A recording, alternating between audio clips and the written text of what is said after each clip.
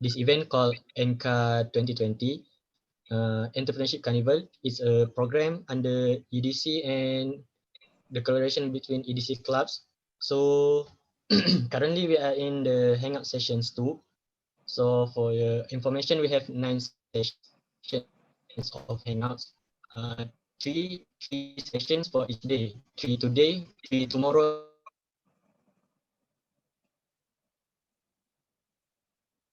and 3 on the Sunday. Three tomorrow, and currently we are going for the second session, which is the title of this session is Nature versus Profit. Which first? So today I'm gonna become your moderator for this session, and we have speaker Mr. Muhammad Riaz.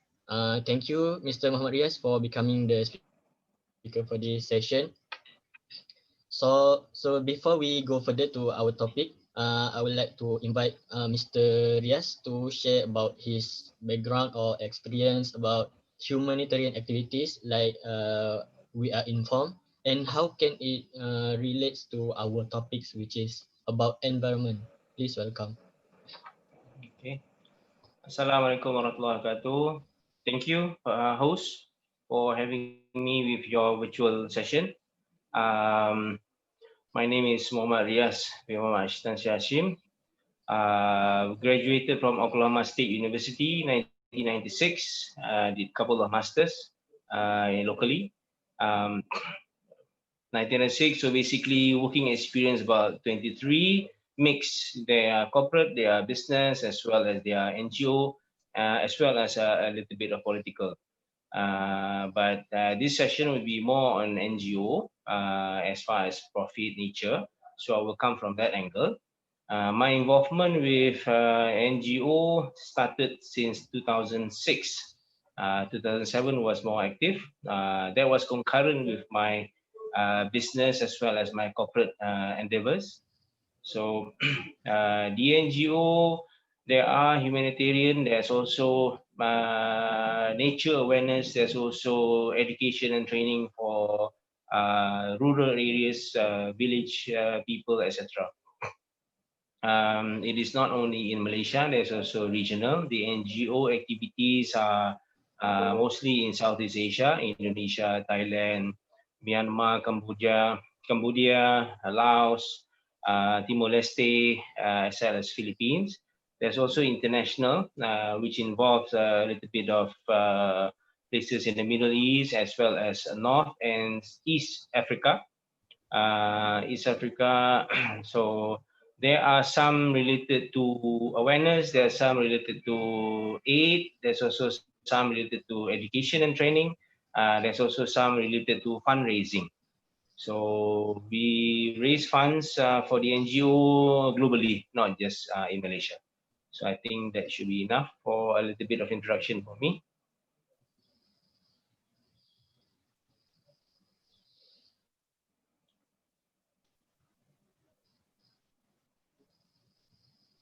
Pass back to you, Mr. Okay, Host. thank you. Clear? Thank you, Mr. Riaz, for brief. Clear. Maybe some internet problem a bit. So we can see here, Mr. Riaz has various experience in conducting NGO program or NGO initiative in Thailand, Indonesia, Myanmar, Cambodia, and also East Africa. So it was a lot of place he has go. So how about in Malaysia? Can you share a little bit? How do you see Malaysian view or culture? What's the difference of Malaysian culture between other Asian countries like Indonesia? Are we the same? Like, because we in Malaysia and Indonesia share the same root, but what the difference between Malaysia and Indonesia? Okay, culture as in related to NGO or in general? NGO. Okay, thank you for the clarification. Malaysia is very much dependent with our government. Not much on the independent. There are, but there's not many. Whereas Indonesia and most of the ASEAN countries, NGOs are very independent. What do I mean by independent is that they do not depend funds from the government. They do not even depend funds on the state government. They depend funds from the state. From the people. From the people, because this is the difference. Like Malaysia, we have got a centralized pusat zakat, state as well as national. We also have a centralized tabung haji, for example. So it's different with other countries, especially those non-Muslim countries. Even Indonesia do not have a centralized Hajj. Not that I know of. They do have as far as the government, but not like our tabung haji. And then they do not have pusat zakat. Any organization entity will be able to collect zakat as long as they prove or they convince the people what the zakat money is going to be for. So we are talking about this is in the angle of Muslim communities. There are also non-Muslim communities that do give funds, donate, give charitable gifts, etc.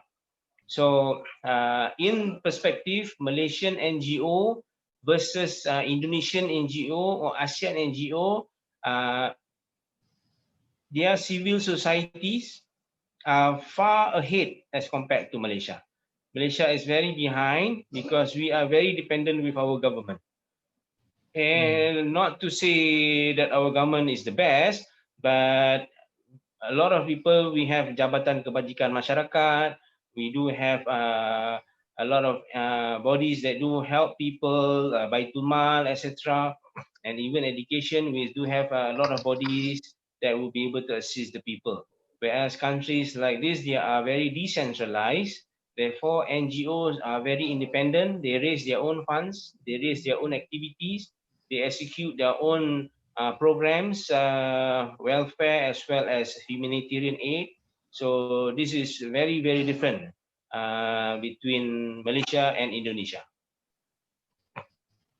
Thank Okay. you. Thank you very much, Mr. Rias, for the clarification. We see here he has a lot of experience dealing with NGO. So referring back to our topic, which is about nature. So do you think it is wrong for us to pursue profit only? To pursue Uh, only. okay. Yes, the topic is nature against profit. It Mm, is true that most of the businesses are being established because of profit. Okay. mm, It is actually different with, and it depends on individual actually. So do you want to be a billionaire? Do you want to be a millionaire? Or do you just want to be rich enough, sufficient, or you want to be poor? This is a choice that you have to make. So those who go for high profit, they don't care whether what they will do, what is required for them to do to gain profit. Even criminals also go for profit. So it is actually depends on individual to individual. So of course, if let's say the profit is going to hurt nature, hurt the environment, hurt people per se, there are supposedly be laws, there should be regulation, there should be enforcement over things that if people just pursue on profit. That's why if you want to go for big profit, what are the biggest profit business there are in the market? Contraband, drugs, underground weapons, for example. These are all wrong.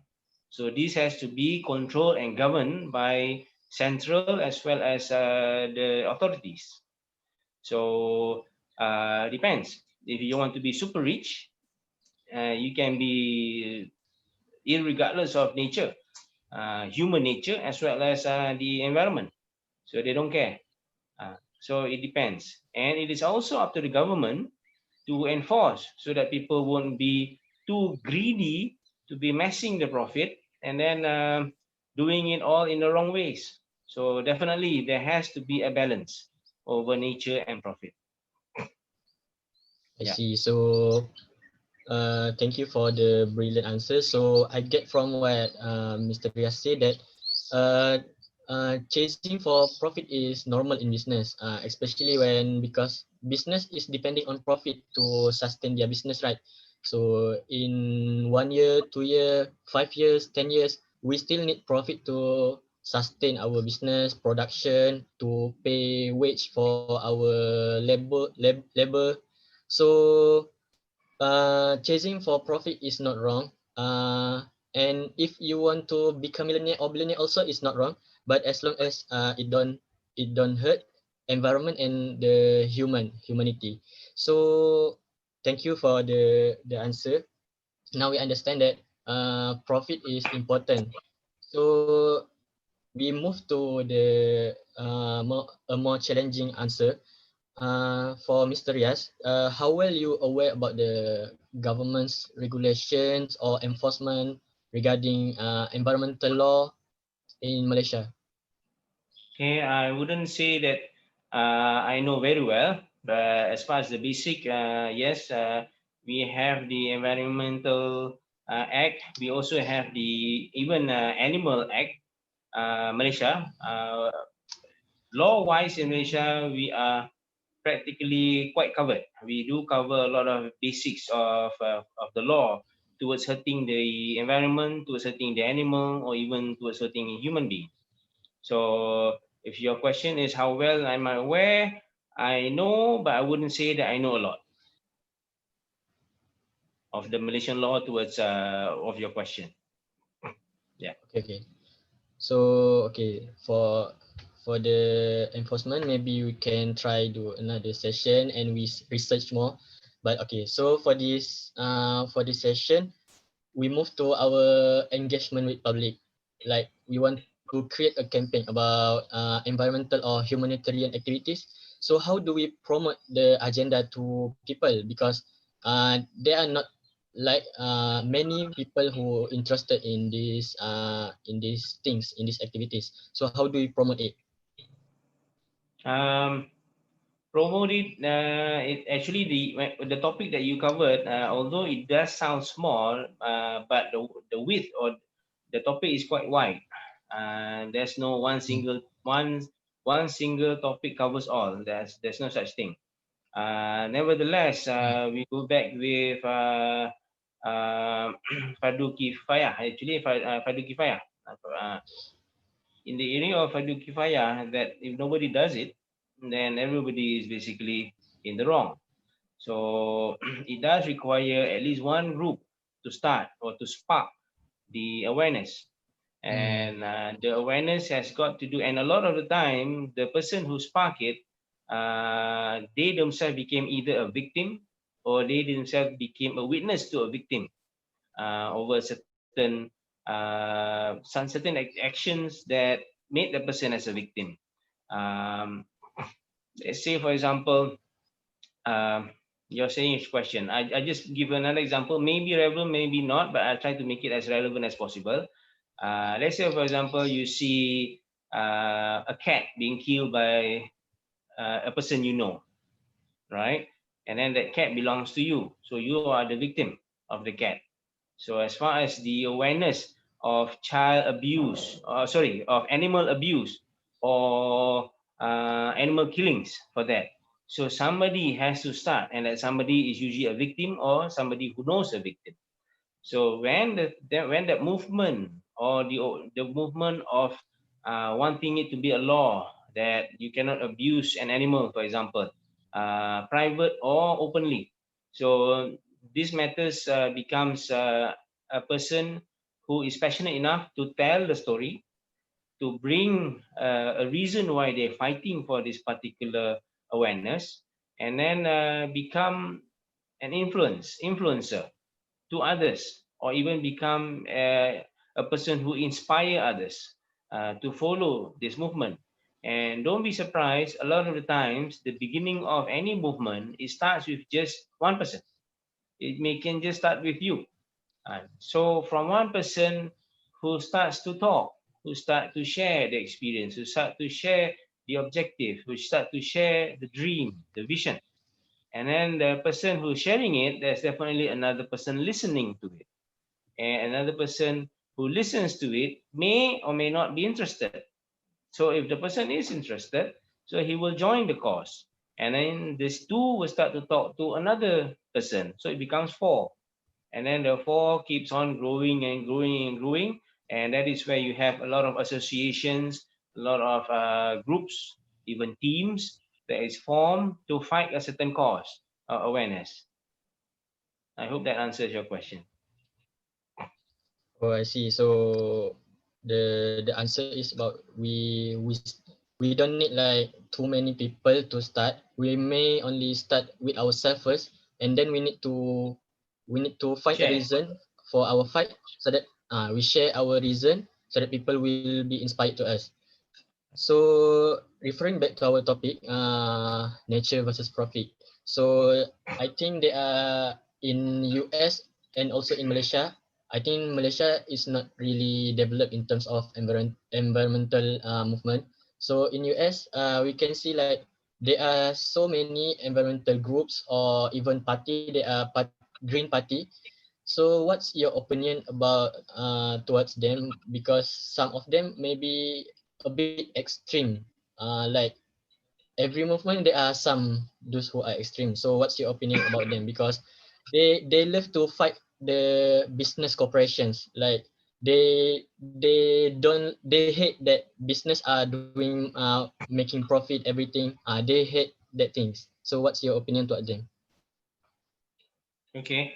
Yes, I'm pretty well aware of the not to say just the Green Party. There's also the Greenpeace. There's also other activists. These are actually under the category of activists. Yes, there is actually an NGO. Some are party, political party. Fair to say, the thing is that first, your first question was Malaysia. Yes, we do not have a very strong entity that goes against make doing destroying our nature. There's not a strong entity in Malaysia that is very vocal against even let's say for example open burning of palm trees. There's not even one entity who's extremely in front to go to fight, as you said. Nevertheless, on the second question that you have, which is whether is it wrong for them to be an extremist, right? Sometimes a lot of the people who become frustrated with some of the things that they have to do, they do go through the proper channel, making a police report, telling their politician, their society leaders, their community leaders, they do go through the proper channel. And sometimes going through the proper channel, it takes time and it takes a lot of patience. Even let's say if you want to change the law, it may take 3 years, 4 years, it can even take 10 years. So when you want to go through this channel, some people do not have that patience. And while waiting for a law to be passed through the parliament, for example, the company that is making profit from nature will just continue or even expand, keep on expanding every year without the authority controlling them, monitoring them, or even penalizing them. So in this angle, some of these extremists, if it is for the good of the people, for the good of nature, for the good of animal, I personally wouldn't say that it is wrong for these extremists. But for somebody who just take a story, just learn the issue or the crisis, and then tomorrow they do a demonstration or they do a terrorist act, then definitely that's crazy. So you have to go through the proper channel as best as you can. But if it is too long and those who are taking profit from nature go on unchecked, keep on damaging the environment, keep on hurting people as well as animal, yeah, some extremists comes into place. Why not? My personal point of view. Oh, I see. So I think it's very clear. So Mr. Rias said that for some extremists, maybe it is acceptable if they are fighting for the nature and they do the proper research before they do demonstration or everything, right? So we don't want to make it like a debate on topic about environmental extremism. So we go back to our theme, which is about business. Theme for this carnival, entrepreneurship carnival. So before that, I read through your LinkedIn profile. So you say that you have so much experience in project management and like business management, right? So how maybe you can propose some business model that is very strong for us to Ah, grow okay. profit and also the awareness of the environmental. Okay, thank you. Uh, how long do I have to explain that? You may take your time. Okay. All right. It starts with in any action that we do, the first thing is our niat, our nawaitu, our intention that is inside of us, our head as well as in our soul, our heart. So, what is it that you need to achieve? What is it that you need? And most people, business is about survival, right? And only a few who they are in business is about greed. It's about making the most out of everything. So they can cheat, they can lie, they can go away with their promises. They can do all the things that do not comply to being ethical. Okay, so this is one area of things. But as I said, it depends on what is your niat, your nawaitu. So in this aspect, in terms of business, if you do want to be profitable, what is your aim? Let's say, for example, before you are 30, your aim, I want to have 1 million in my savings account. Not in business, but in my savings account. When I'm 40, I need to have 10 million in my savings account.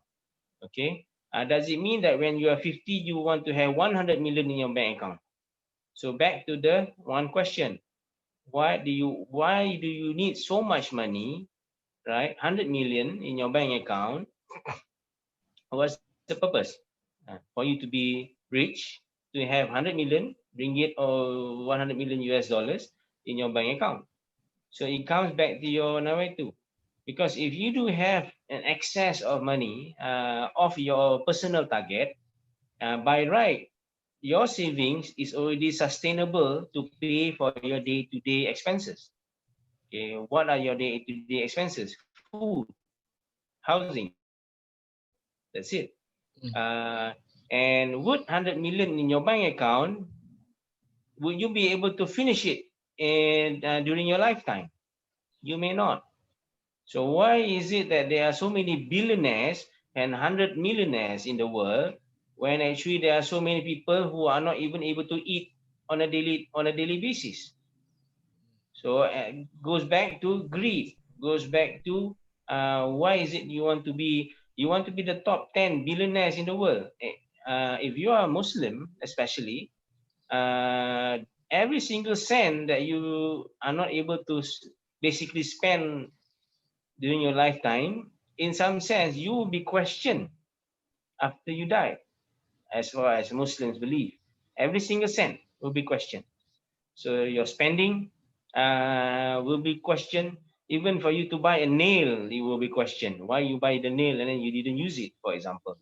I'm not quoting any Quran or any hadith for this, but I'm just saying things will be questioned. So, what will be your personal target? To have 1 million, and that 1 million should be able to give you, let's say, for example, a return of only 5% a year. That is already 50,000 a year. So with 1 million savings, that's enough for you personally, right? So what do you do after that? A lot of people, we keep on making money, we keep on making money until they are 70, until they're 80, hundreds of million, and they do not know what to do with it. Because as you go older, your desires also diminishes. You have no appetite for other things. As a matter of fact, your food will not taste as good as when you are 30 or 40 or even 20. And how many people are you going to feed? Your family members. How many son or daughters, grandchildren that you're gonna have? Is even if you're going to spend for the whole family, if you have a savings of 100 million US dollars, how much you'll be able to spend? So that is your first aim. So if you were to keep a personal target, I want to have, for me to do business, I need to get 10 million US dollars in my bank account. And after that, I won't be doing any more business. I will be doing more of philanthropy work. I will be helping people, assisting whoever that needs. And so in that sense of doing business, there are acute questions that individually you have to ask. What is your personal aim? And of course, business to business, a majority of business, 96% of businesses out there, they are just making enough for them to pay their salaries, office expenses, their supplies, etc. They can't go big. Only 4% will be able to go global, will be able to really become a multi-millionaire, multi-billionaire company. Okay, comes to come to sense to it. So let's say, for example, you do have a savings, you have achieved. Even for business, you have to achieve. Uh, the aim of them having the extra profit. What are they supposed to do with it? By right, a lot of our corporations, companies, Sdn Bhd in Malaysia or even the world, when they do excess profit, that we would be able to cover their profit, will be able to cover their operation expense for the next 2 years for their company. And of course, they make profit on top of that. By right, some of the excess profit they can give out for charity or corporate social responsibility, for they call it CSR. Uh, they can. But why is it that a lot of companies keep on reporting huge profit and then they just pay tax and they just intend? Back to question number one. Now I two.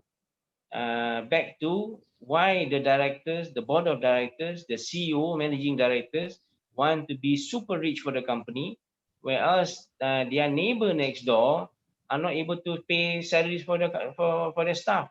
And they see that their neighbors say that's your problem. I'm already a multi-billionaire company, and that is not my problem for me to be helping you.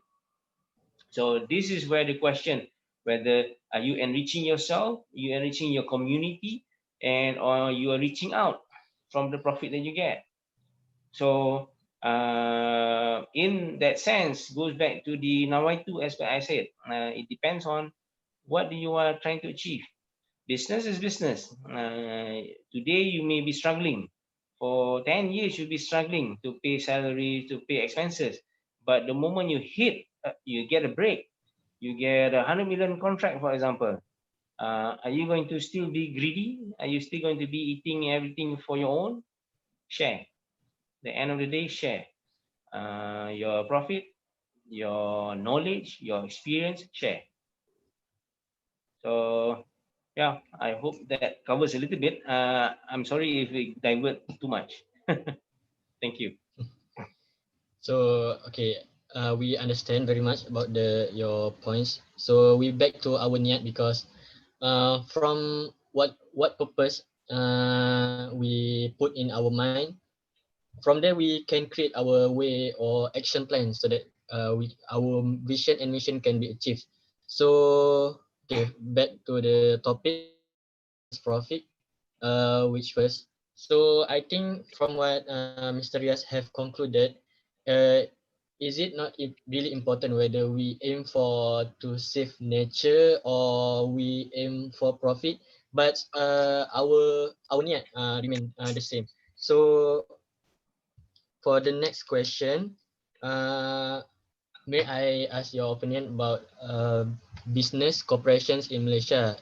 Are they too extreme or they violating too many laws about environment? Because we in here in Selangor we have so much issue regarding river pollution and everything.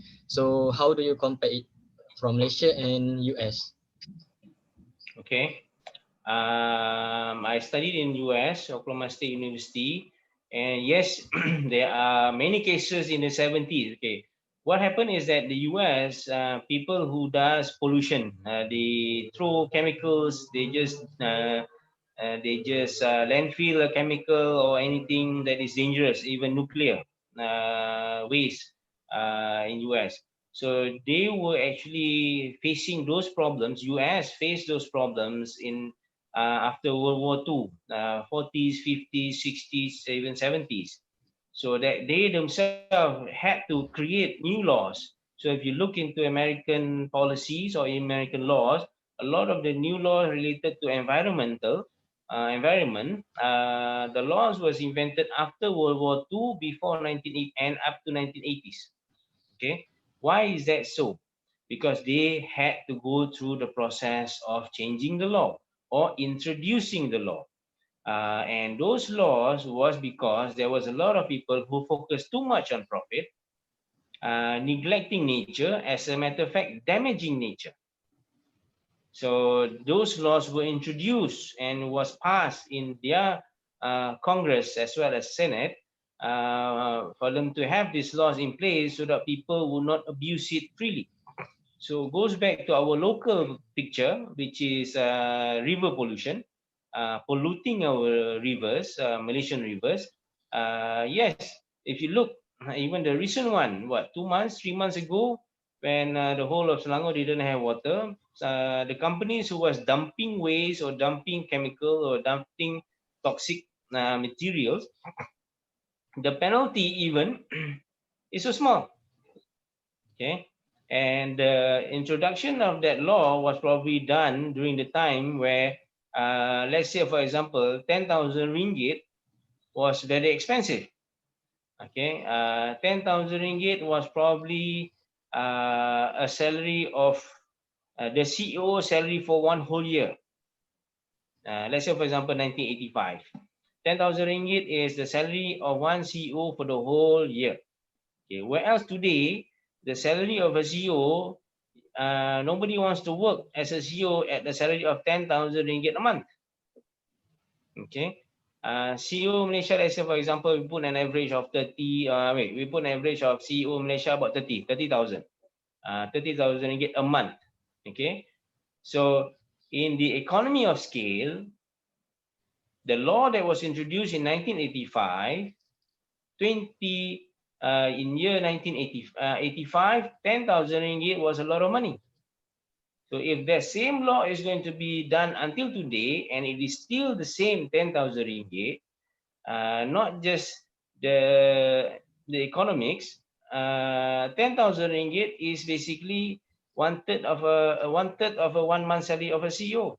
So he can basically pay from his own pocket as compared to last time.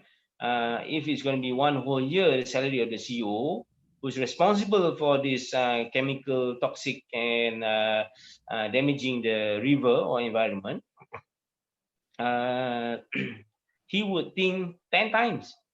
It's ouch. It's going to be one year of his salary. But nowadays, it will just be one third of his salary. So it will just be a slap in his wrist. So it's not really a penalty. It's not really a penalty to be fearful about.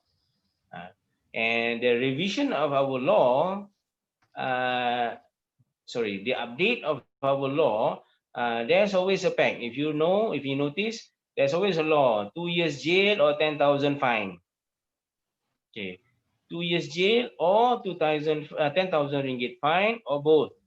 This is the standard. Even you go anywhere, this is basically the standard notice for people to remember, not to do any to go against the law. So, and this 10,000 ringgit that was passed in 1985 may be a very expensive price to pay. It's a very high price to pay for a fine. Whereas today, where companies last time was making maybe 100,000 ringgit a year profit, and today they're making 10 million ringgit profit a year. So 10,000 ringgit is like only how many cents? Not even 0.001 cent. So okay, it's okay for us to create for us to damage the environment, for us to pollute the river. So by right, Mm. by right, it should not be pegged with the value of the ringgit. Instead, it should be pegged with, let's say, for example, uh, 10 times or 20 times GDP per capita income of individual Malaysian individual. Let's say Malaysia is about now say 10,000 US dollars per capita. Our GDP per capita 10,000 US dollars. So the penalty will be packed with that. If let's say for example you say 100 times of our GDP per capita, that will be the fine. So as Malaysian economy goes up or goes down, or the currency goes up or goes down, the value will be of today. It will not be a value of 30 years ago or 45 years ago. So there is some flaws in our law as well. So many laws may not be good for business, but there are a lot of things that business would take advantage if it's too cheap to pay the fine. Mm. It would definitely take advantage. I hope that answers your question. Yep.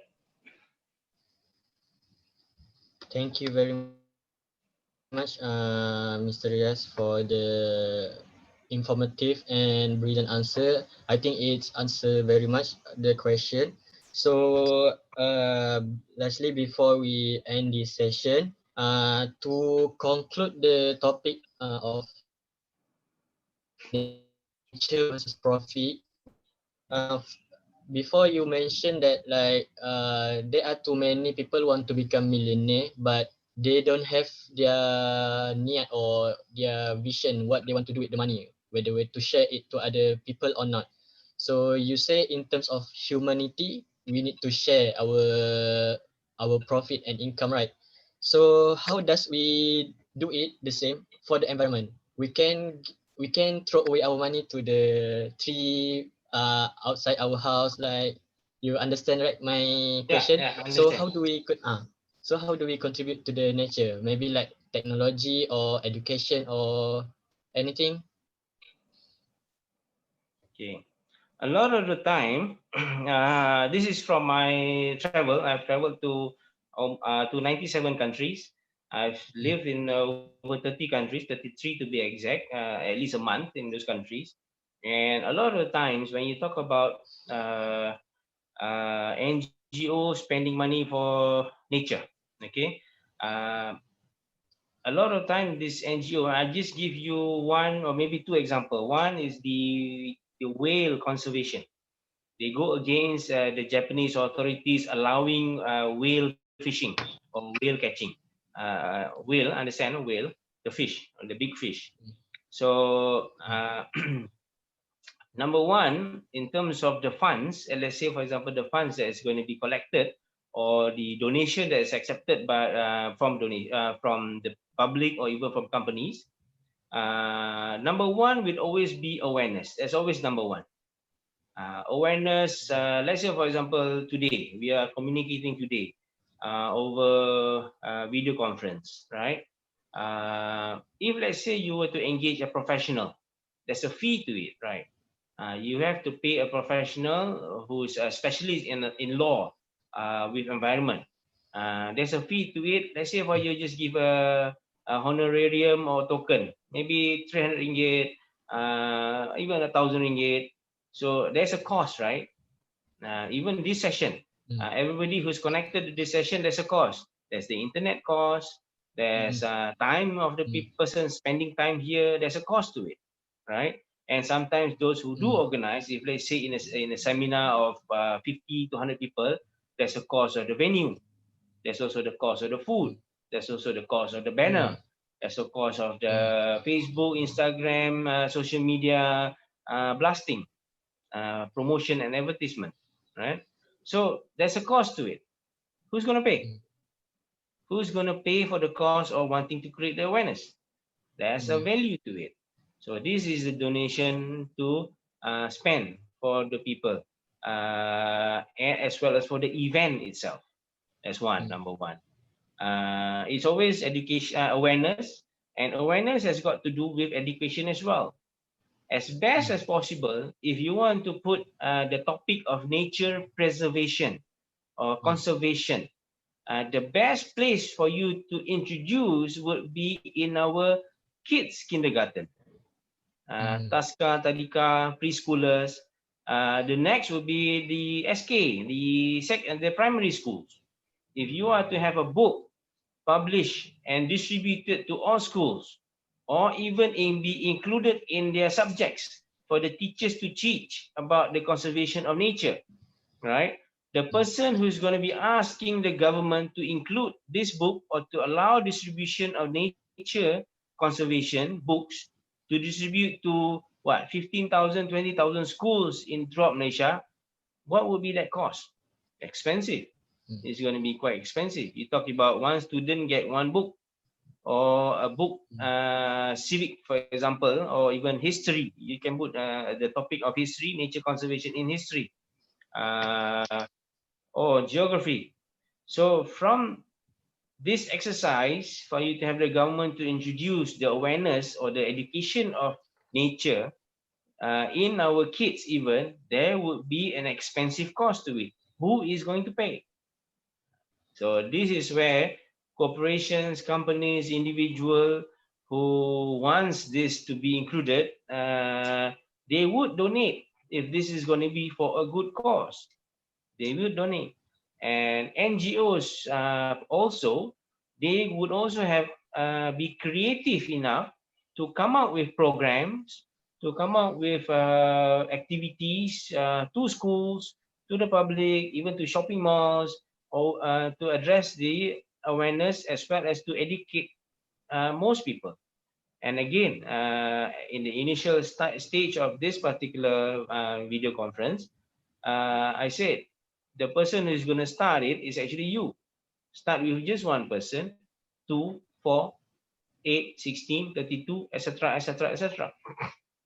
So, and this awareness, the more people you educate, the more people who are aware that they need to conserve the nature, minimally for Malaysia, we will one day come out with an NGO strong enough to be a voice, not just in Malaysia, it can also be a voice in United Nations. Those who are passionate enough, who have the substance, who have the funds to actually go. Because imagine if you're going to be presenting to United Nations, who's going to go? Who's going to pay for the air ticket? Who's going to pay for the hotel? Who's going to pay for his food? And Malaysia and against to Europe is not cheap. So then again, there's always related to cost. So it's also a cycle for say. Let's say, for example, you get funds to create the awareness. You cannot just depend on that fund. You have to create more fund through activities, through more awareness, and then it becomes bigger and bigger and bigger. And then eventually, this NGO will need a place or an office to operate. There's also another cost, and may need staff to be working to do mailings, to do email, to do packaging, and more programs, etc. So there's more cost to it. So continuous is actually a continuous project. And again, one of your questions just now, the difference between Malaysia and Indonesia, or even in NGOs in outside of Malaysia. Malaysia has got one problem. We are very seasonal.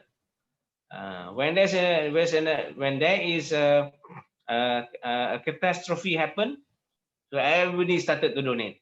Everybody started to be aware. Okay, we need to help. We need to help. But the moment it finishes, so everybody forgot about it. It's different with even Thailand, Indonesia, and other NGOs in our neighbor countries. That they keep on doing it every day without stop. It's almost like a full-time job. Of course, because some of them are paid on a basic salary for them to cover their living expenses, but they are passionate enough to address the issue, to actually rise up to the issues of nature, be a speaker, speak against it, then probably demonstrate it about it, and even to the level of expanding or presenting their case to the government. to the central government. mm, So in some sense, it is not a 1 day job. It's actually a 365 days job. And who's there to do it? If you're not getting paid to do it, I don't think anyone wants to do it. mm, And at the same time, getting paid doesn't mean become rich. No, it is just mm, so that you can pay for your house, your food, your travel back and forth office, and a little bit of snacks in the process, or mm, your handphone expenses, etc. mm, So yes, it's a lot of things needs to be done, can be done. Thank you. mm. Actually, Oh, I wow. wanted to I wanted to cover one point, if you don't mind, in terms of nature and Ah, nature and profit. Okay. Um, mm, One of the places that I've been on a quite a longer period of time is actually also Germany. I was in US. I was also in Germany. UK is among them. But Germany, I give you an example why I put an example of Germany all too often to my friends, my colleagues, my associates, is that one of the things that the Germans did that is beyond what Malaysia as well as most countries are not doing, uh, is that they are following in our Quran, which is Surah Al Isra, verse number 27, and also Surah Al Arad, verse number 31. In Surah Al Isra, it says, those who are wasteful, membazir, are brothers to evil, or even Satan for that matter. And then in Surah mm, Al-Arad, verse number 31 is something to do about to be moderate, sederhana, to be moderate in whatever you do. So don't be wasteful. And the other one is moderate. So a lot of times in my lectures as well as my coaching, in related to this, is that you try to imagine our community, our society, mostly Muslims. Sad to say, it's mostly Muslim, dominantly in the Middle East. We are also affected.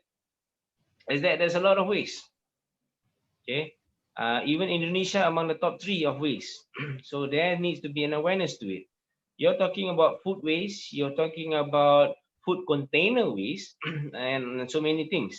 So when you talk about food waste, you're talking about thousands of tons of waste that people do not consume, and it's just being thrown away down the drain. Okay. Whereas if you go and you live in Germany, you can't see that much. And if you go to Scandinavian countries, Norway, Finland, Denmark, Sweden, these are also other countries like Sweden, for example. You cannot find waste. There's no waste. They use everything for something. And I mean, for us, I give you an example of a cow. It's always an example I use everywhere as well. A cow, a cattle, or cow, or a buffalo. When they slaughter a cow, buffalo, or cattle, not a single gram goes down the drain. Not a single gram goes to soil without it being used. Every single gram of the one single animal will be used without waste. Even the bone, the brain, the tail, everything will be used, whether it's bags all the way to medicine, mm, uh, uh, or even as a component substance for chemical use, which is supposed to be safe because it in itself is actually biological.